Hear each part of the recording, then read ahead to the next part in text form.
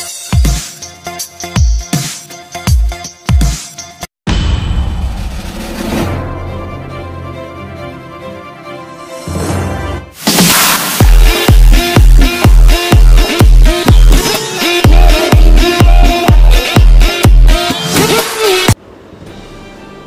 नमस्कार, स्वागत है आपका JMH न्यूज़ चैनल। मेरा नाम है नवनीत। खबरों की शुरुआत करते हैं बड़ी खबर से। पहली खबर जो लखनऊ से आ रही है, उत्तर प्रदेश में जैसे जैसे मतदान की तारीख नज़दीक आती जा रही है, वैसे ही राज्य की राजनीति में एक के बाद एक नया रंग देखने को मिल रहा है। अभी तक समाजवादी पार्टी की सहयोगी रही निषाद पार्टी ने शनिवार को अपना पाला बदल लिया है। निषाद पार्टी ने शनिवार को NDA गठबंधन में शामिल हो गई।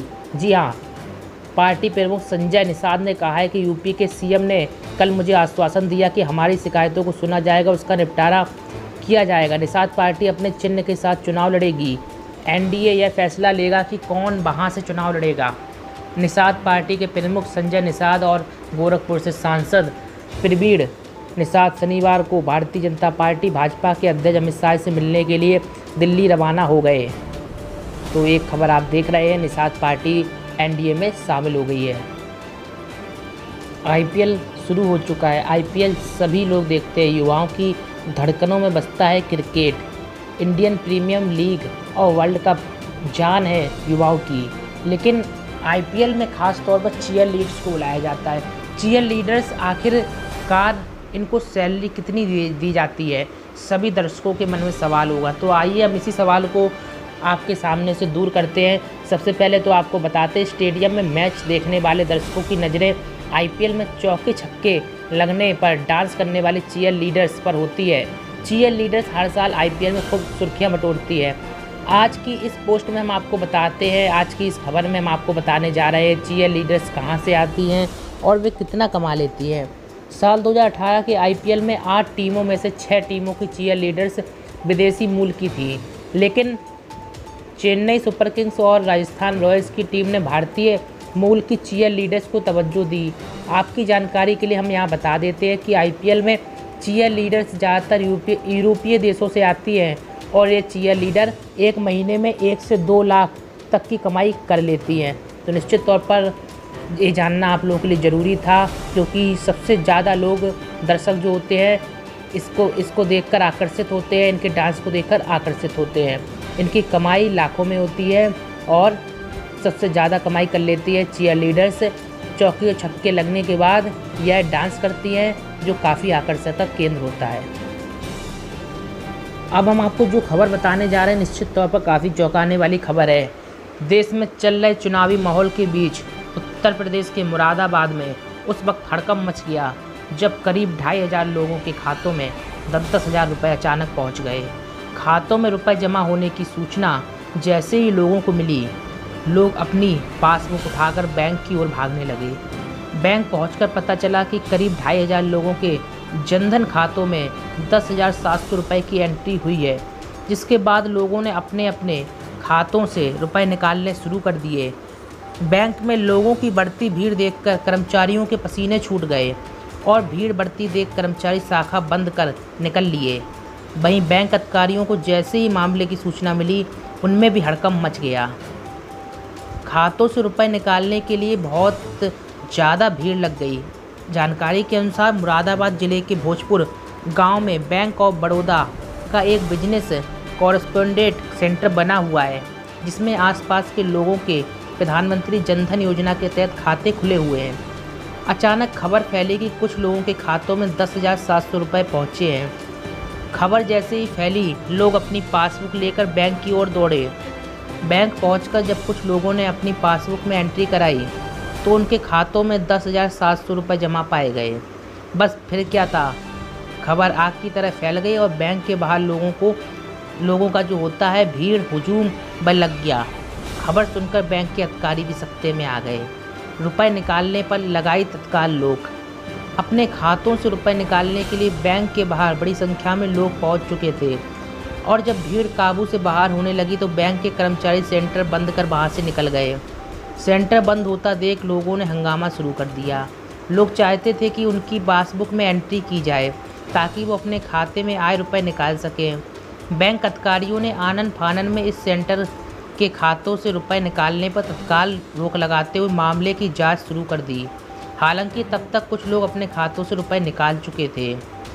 रकम कैसे आई, जांच जारी है। इस संबंध में जब बैंक के अधिकारियों से बात की गई तो उन्होंने बताया कि इस सेंटर में बैंक मित्रों के जरिए हाल ही में जनधन के खाते खुलवाए गए थे। कुछ खातों में शुक्रवार को रुपए जमा होने की खबर मिली है। शुरुआती जांच में पता चला है यह रुपए अल्पसंख्यक विभाग की ओर से NEFT के जरिए ट्रांसफ़र किए गए हैं। हालांकि यह रकम क्यों ट्रांसफ़र हुई है, इस बारे में जांच की जा रही है। सेंटर में खुले खातों के लेन देन पर तत्काल रोक लगा दी गई है। अनुमान लगाया जा रहा है कि जिन खातों में 10,700 रुपये पहुँचे हैं उनके खातों की संख्या करीब 2,500 रुपये है। 2,500 है। करीब 2 महीने पहले जमा हुए थे 25,000 रुपये। आपको यहाँ ये भी बता दें कि 2 महीने पहले पश्चिम बंगाल के बर्धमान जिले में भी एक ऐसा मामला मिलता जुलता सामने आया था। यहाँ कई लोगों के बैंक खातों में 25,000 रुपये जमा हो गए थे। इन लोगों के खातों में अचानक 10,000 रुपये से लेकर 25,000 रुपये तक की रकम आ गई। बैंक खातों में अचानक अपने आप से इन रकम के आ जाने से लोग हैरान हो गए। अपने खातों से जल्द इस रकम को निकालने के लिए SBI, यूको और यूनाइटेड बैंक की ब्रांचों के बाहर लोगों की लंबी लाइन लग गई। लोगों के मन में सवाल यही था कि आखिर ये पैसा उनके खातों में किसने और क्यों जमा करवाया। हालांकि बाद में खबर आई कि यह रकम करीब 4,000 लोगों के खाते में केंद्र सरकार की प्रधानमंत्री फसल बीमा योजना के तहत जमा कराई गई है। योजना के तहत रुपए सीधे खाता धारकों के खाते में जमा कराए गए थे। तो निश्चित तौर पर अगर आपके पास भी ऐसा ही हुआ है और आप भी इसी ज़िले से हैं तो हमें कमेंट में ज़रूर बताइएगा, क्या आपके अकाउंट में भी रुपए आए हैं। निश्चित तौर पर बताइएगा अगर ऐसा हुआ है आपके साथ। तो अगली खबर आपको बताते हैं। अगली गुड न्यूज़ है आपके लिए। देश भर में ड्राइविंग लाइसेंस की नई व्यवस्था शुरू हो चुकी है। प्रदेश भर के RTO कार्यालय से जारी होने वाले DL स्मार्ट कार्ड अब परिवहन आयुक्त मुख्यालय लखनऊ से जारी होंगे। मुख्यालय से ही डाक के जरिए DL प्रदेश भर के आवेदकों के घर भेजे जाएंगे। नई व्यवस्था से DL आवेदकों को आवेदन पत्र के साथ 22 रुपये का डाक लिफाफा लगाने की ज़रूरत नहीं होगी। इन सरकारी कर्मचारियों का बड़ा वेतन ये भी हम बताएंगे अभी थोड़ी देर बाद। पहले जान लेते इस खबर को। IT सेल के हेड व वरिष्ठ RTO संजय नाथ झा ने बताया है कि मुख्यालय पर DL प्रिंट का ट्रायल शुरू हो गया है। शनिवार से प्रदेश भर के RTO कार्यालय में DL का अप्रूवल होने पर DL का प्रिंट मुख्यालय से हो जाएगा।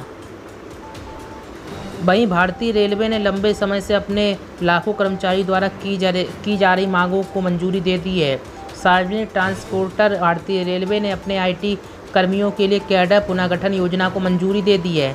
रेलवे द्वारा इस पुनर्गठन की वजह से अब जो प्रमोशन वाला मैटर था इनका सुलझ गया है। प्रमोशन और वेतन वृद्धि की संभावनाएं बन गई हैं। हालांकि IT कैडर के तहत काम कर रहे कर्मियों को कभी गंभीरता से नहीं लिया गया। रेल कर्मचारी संगठनों के दबाव के बाद रेल मंत्री ने अब IT कैडर कर्मियों के पुनर्गठन को मंजूरी दे दी है। नई व्यवस्था के तहत IT कैडर के 67% कर्मियों को 4600 ग्रेड पे के तहत रखा जाएगा। वहीं 3% कर्मचारियों को 4200 ग्रेड पे के तहत रखा जाएगा। 2019 के वोट के बाद PM कौन बनेगा, यानी मतदान ही तय करेगा। लेकिन उससे पहले एक नेता ने तय कर दिया है कि आखिरकार PM कौन बनेगा। बात कर रहे असदुद्दीन ओवैसी की। इन्होंने भविष्यवाणी की है केंद्र में कौन सरकार बनाएगा और कौन PM बनेगा। असदुद्दीन ओवैसी ने दावा किया है कि इस लोकसभा में किसकी पार्टी सरकार बनाएगी और कौन आदमी PM बनेगा। ऑल इंडिया मजलिस इत्तेहादुल मुस्लिमीन यानी AIMIM के अध्यक्ष असदुद्दीन ओवैसी ने दावा किया है कि 2014 की तरह इस बार लोकसभा चुनाव में कोई मोदी लहर नहीं है। हाल ही में असदुद्दीन ओवैसी ने यह भी दावा किया और भविष्यवाणी की कि इस लोकसभा चुनाव के बाद केंद्र में पहली बार गैर भाजपा और कांग्रेस की सरकार बनेगी